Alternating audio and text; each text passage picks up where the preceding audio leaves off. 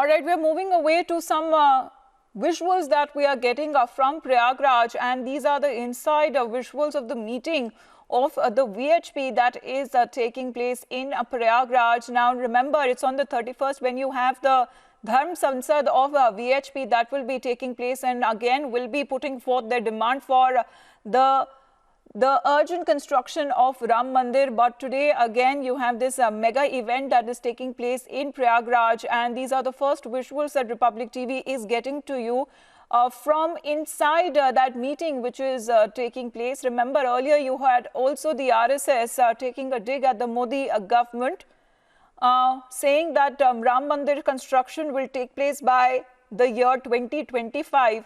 Now also VHP organizing this mega meeting in Prayagraj. Jitendra जुड़ रहे हैं हमारे साथ लाइव प्रयागराज से ही. जितेंद्र, अगर हम इस मीटिंग के बारे में बात करें तो काफ़ी बड़ी मीटिंग ये लगती है. स्टेज पे सारे जितने सीनियर ऑफिशियल्स हैं VHP के बारे में अगर हम बात करें तो, क्योंकि जब सुनवाई टली थी सुप्रीम कोर्ट की तरफ से 29 तारीख के लिए, तब भी खासा नाराजगी इन्होंने जताई थी. कहा कि हम अपनी तरफ से डिमांड दोबारा रखेंगे, हम प्रेशर बनाए रखेंगे सरकार पर भी कि राम मंदिर जल्द से जल्द बनाया जाए. जी बिल्कुल, आपने सही कहा कि प्रेशर बनाए रखेंगे राम मंदिर को लेकर. और जिस तरीके से यहाँ मीटिंग चल रही है, अपने आप में काफ़ी बड़ी ये मीटिंग है. बड़ी संख्या में जो इनके कार्यकर्ता हैं VHP के, वो यहाँ पर आए हैं. और खुद मैंने देखा स्टेज पे भैया जी जोशी जो RSS के प्रचारक हैं वो यहाँ पर मौजूद हैं. उनका वक्तव्य चल रहा है अभी और बात रख रहे हैं अपनी सरकार को लेकर भी. उन्होंने कुछ बातें कही हैं कि सरकार शायद रवैया उनका इतना ठीक नहीं है मंदिर को लेकर, क्योंकि कल भी उन्होंने एक तंज कसा था कि शायद 2025 में मंदिर बन जाएगा. लेकिन जिस तरीके से मीटिंग चल रही है, लगता है कि कुछ कॉन्क्रीट निकल कर आएगा और थोड़ा समय वेट करना पड़ेगा हमको अभी, क्योंकि जब प्रेस कॉन्फ्रेंस होगी तो तब सवाल जवाब उनसे किए जाएंगे आखिर क्या कुछ एजेंडा था इनका मीटिंग का. लेकिन जो अभी जानकारी मिल पा रही है वो यही है कि जो फोकस है वो धर्म संसद को लेकर है, राम मंदिर को लेकर है, और साधु संत क्या रणनीति बनाएंगे उसको लेकर पूरी ये मीटिंग चल रही है. जी जितेंद्र, क्योंकि जब सुनवाई टली थी सुप्रीम कोर्ट की तरफ से तो उन्होंने कहा था, जहां तक VHP प्रेसिडेंट के अगर हम बारे में बात करें तो उन्होंने कहा था कि अगर हम अपनी जो मांगे हैं वो दोबारा सामने रखेंगे और जब ये धर्म संसद होगी तो आखिरी जो फैसला होगा वो साधु संत की तरफ से लिया जाएगा कि आगे और अगला कदम क्या होना चाहिए राम मंदिर के निर्माण को लेकर. देखिए, ये बात सही है बिल्कुल. साधु संतों का साफ तौर पर ये कहना है कि राम मंदिर बनना ही चाहिए, किसी भी कीमत पर राम मंदिर बनना चाहिए. लेकिन जो VHP है, RSS है, वो भी चाहते हैं कि राम मंदिर किसी बिना झगड़े के बन जाए तो अच्छा है, क्योंकि सरकार जो अध्यादेश लेकर आना था वो लेकर नहीं आ रही है. साधु संत की काफ़ी नाराज़गी है.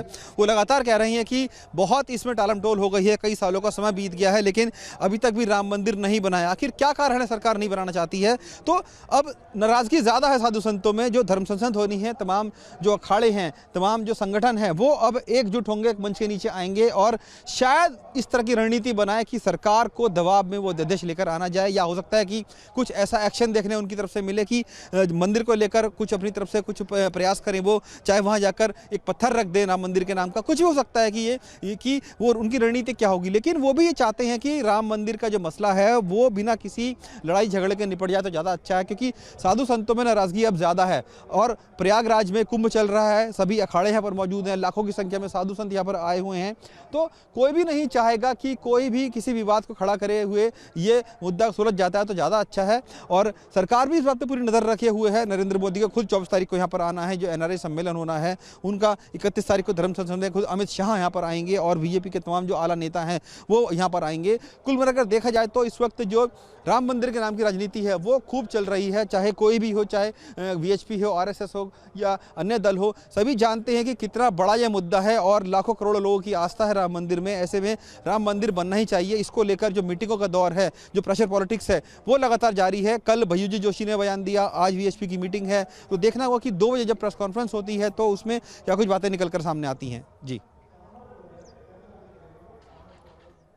तो इस मीटिंग के बारे में जरा और बताइए जितेंद्र, के काफी बड़ा सम्मेलन लग रहा है ये. सामने जो पीछे पोस्टर्स, हम तस्वीरें भी लगातार अपने दर्शकों को दिखा रहे हैं, भगवान राम का भी बहुत बड़ा पोस्टर लगा हुआ है. तो सामने और सीधे तौर पे यही पता चल पा रहा है कि राम मंदिर के ऊपर ही ये पूरा फोकस रहेगा. जहां तक इस मीटिंग के बारे में हम बात करें, कौन और लोग शामिल हैं इस मीटिंग में? देखिए, इस मीटिंग में वीएचपी के तमाम जो आला नेता हैं वो शामिल है। भय्यूजी जोशी जो आरएसएस से आते हैं वो मौजूद हैं।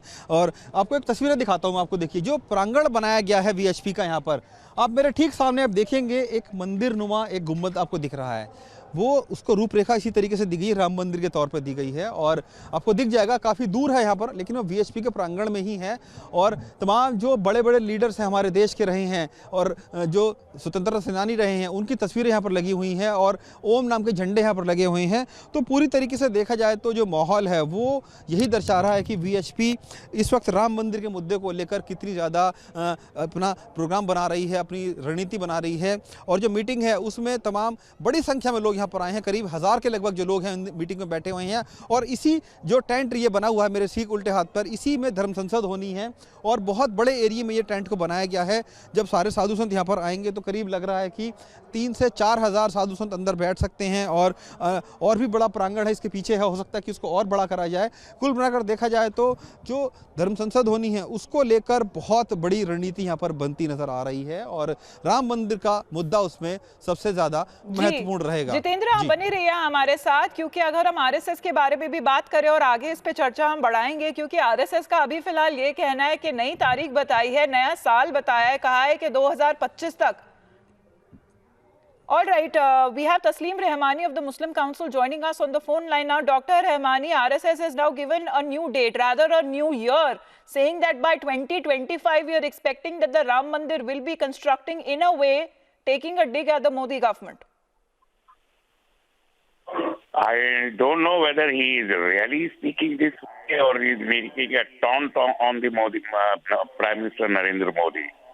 Because this is true that this is an issue which is based on bhavna or astha, and these asthas are artificially created by such kind of fringe elements which are neither Hindu nor Muslim. They are just looking at some kind of a power game and nothing more. So they are just trying to blackmail, the emotional blackmail to the Hindu community of the country. They are not interested in any construction of the Rama temple, etc. Rather, they are spreading the falsehood and rumor mongering and changing the narratives of the country.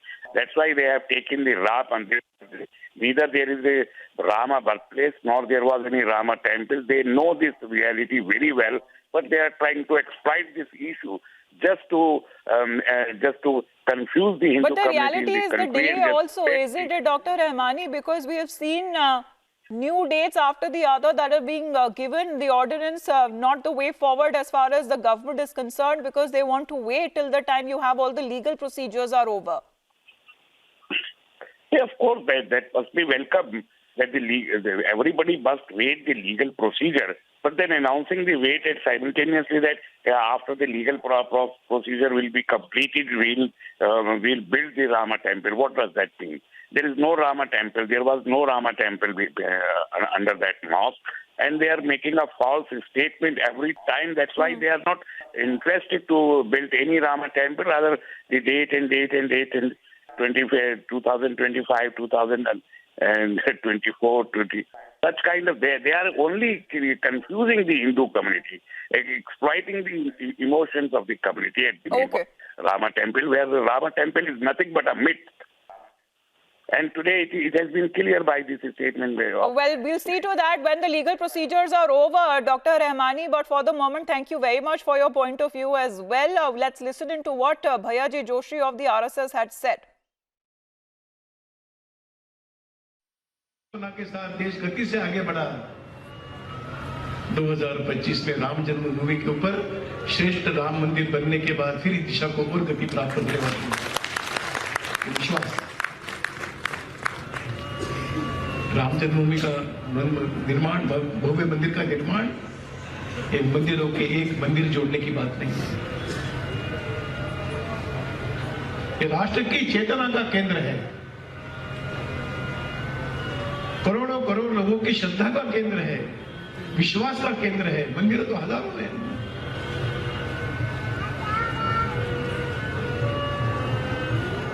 और इस अयोध्या के मंदिर निर्माण के बाद फिर एक बार देश अगले 150 वर्षों के लिए पूंजी प्राप्त करेगा और आगे बढ़ने वाला देश बनेगा।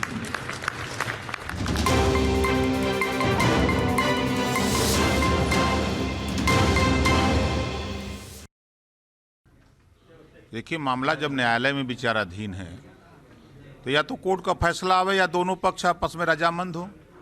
तीसरा विकल्प तो वही है जिस तरह SC/ST एक्ट पे आपने बिल ला करके पास किया,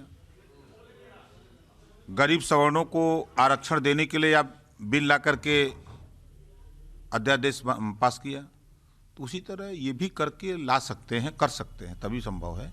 नहीं तो इंतजार करिए, जब फैसला आएगा तो बनेगा।